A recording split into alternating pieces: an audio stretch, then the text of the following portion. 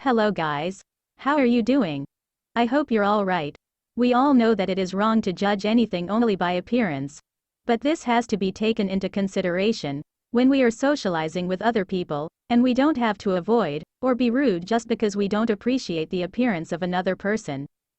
But when we talk about health, even the first impression is very important, but as usual, many people continue to deny the fact that you cannot guess the state of health of a person only on the basis of their appearance.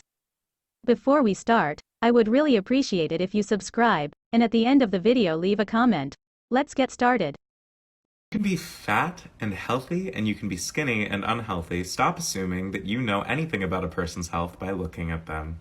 Unfortunately, William, based on appearance, you can assume many things about the state of health of a person. In base of the weight, it can be immediately understood that the concerned person has an unhealthy relationship with food and is not something to be neglected. On the other hand, you are right, you cannot understand all pathologies just by appearance, and for this reason there are competent people to find further inconveniences. Everyone goes to the doctor because something hurts, or because we see something strange. So, William, you can assume that something's wrong also in base of someone's appearance. Fat doesn't equal unhealthy, just like being thin doesn't equal healthy. My comment section. Stop coming out with excuses for not wanting to work out. Again, you're right. Being slim doesn't mean you're 100% healthy, but in most cases being fat means having some problem or start developing health issues. When you are overweight, it means that you get more calories than you consume. Unfortunately, and so in most cases, to exceed the daily calorie intake, you have to consume ultra-processed foods, rich in saturated fat and simple sugars.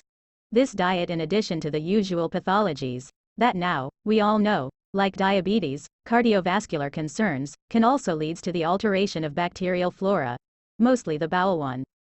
Because a diet low in nutrients will bring the microorganisms that compose the microbiota to find other nutrients to survive, and if they cannot find anything else, lead to their death, and a lowering of the immune system in general.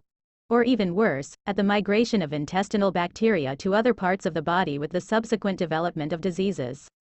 All this talk just to explain that nutrition, but especially the amount, can be assumed according to appearance, and to have a noticeable imbalance of the bacterial flora, you have to eat a lot, badly, and often. Fat folks be like, OMG, fat people are so lazy. And this is fat people.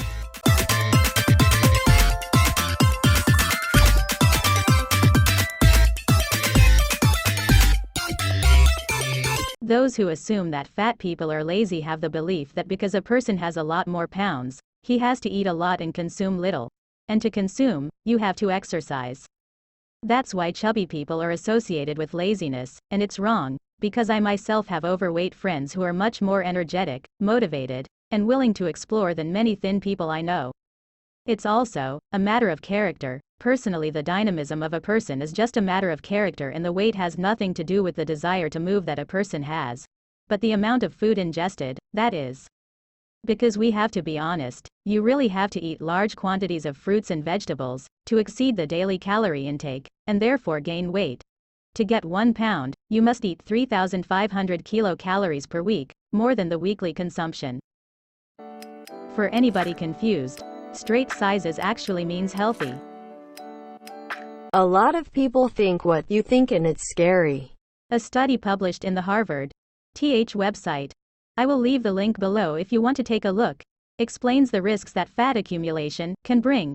This is usually different according to gender. As reported, women tend to accumulate fat on the hips and thighs. This accumulation of fat is especially useful for support functions in the gestation process and in moderate as well as fundamental amounts. While men mainly tend to accumulate fat in the abdominal area, this type of accumulation is very harmful for the following reason. A large amount of grease leads to high pressure in the chest cavity and due to a malfunction of most of the body. What I have described as not a general rule can be confirmed, and it is also normal for men to accumulate fat on the thighs and women on the abdomen. But again, in this movement you have too much of an extremist view. Either it's black or white. Instead, the answer as usual is more or less half. I will answering your question as it is. My answer is the following. Whoever wrote the commentary is more righteous than you. I can look at a person and tell they are healthy. Again, in most cases, the answer always remains yes. So many things can be deduced only from the outward appearance of a person. Once again, I want to remind you that you should never be rude to them. I'm only referring to the clinical area and the diagnosis. In such cases, appearance plays an essential role in prevention. Only through sight can one understand many things, such as the abuse of certain substances, such as alcohol, etc., whether a person is a smoker or not. Another example is the one of weight. Based on the weight we can deduce, but never confirm with certainty. And here, I also speak, for all cases previously, an unhealthy relationship with food. Because in my videos it always emphasizes the side of obesity.